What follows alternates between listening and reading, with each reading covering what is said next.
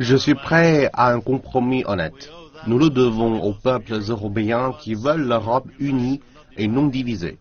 Nous pouvons trouver un accord ce soir si toutes les parties le souhaitent.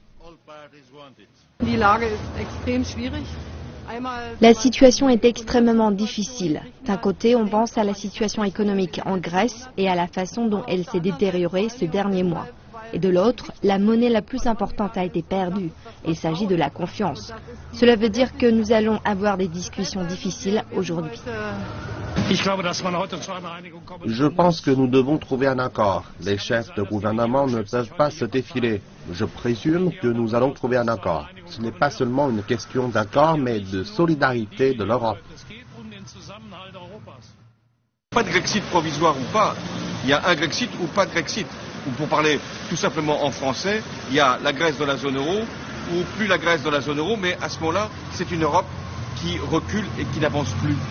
Et ça, je n'en veux pas.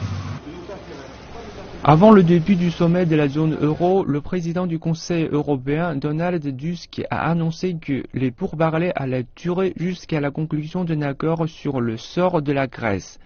Mais les ministres ont dit qu'avant de s'accorder à ouvrir les négociations sur un troisième plan de sauvetage, le Premier ministre grec devait mettre en place une législation au Parlement de façon à restaurer la confiance perdue avec ses partenaires de l'Union des 19. Sans un accord, la Grèce risque l'effondrement financier et la sortie de l'UE.